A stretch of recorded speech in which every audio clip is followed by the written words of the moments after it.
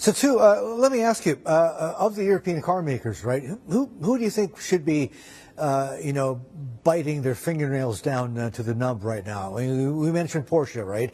And they make these big ICE internal combustion engines. Although obviously they are starting to go hybrid and EV as well. But who else should be nervous right now?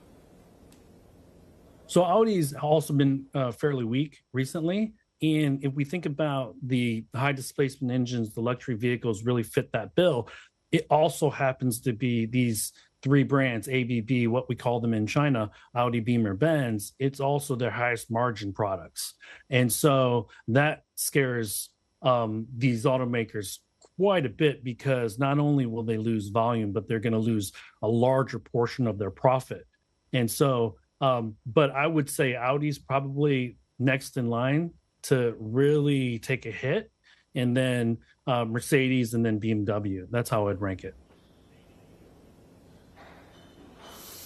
It seems to me that, should that come to pass, the Chinese appetite for luxury automobiles, if you can't get your Porsche, if it's prohibitively expensive or whatever, right, you could just as easily, I think this may be the intent behind the tariffs, you could just as easily go out and pick up a Neo N7 or something like that. I mean, and that's the thing with the Chinese EV makers, right? They are going premium and upmarket at almost a frightening rate.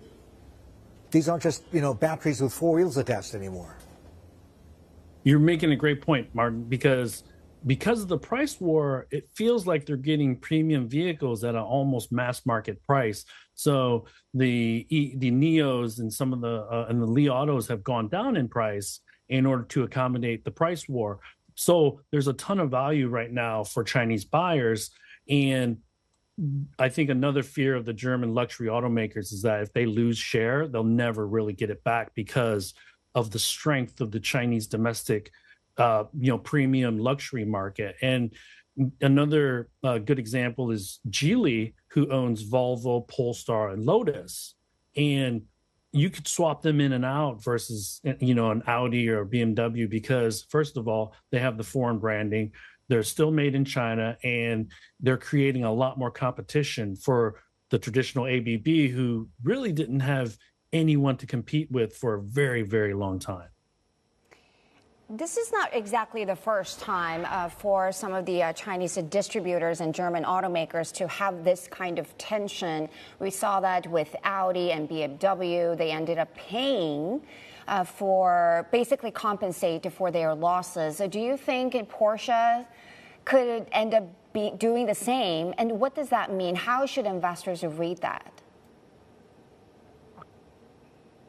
So I would almost read it as like a panic button, because, we saw last year that Chinese brands it collectively outsold the foreign brands, and that's kind of the canary in the coal mine. I think Chinese consumers are really attracted to the Chinese brands because of not only the value, but the features and the design. And so the Chinese brands have really stepped it up and are now right at eye level with the foreign brands in the China market. And the advantage is that they have so many brands to choose from on the Chinese side.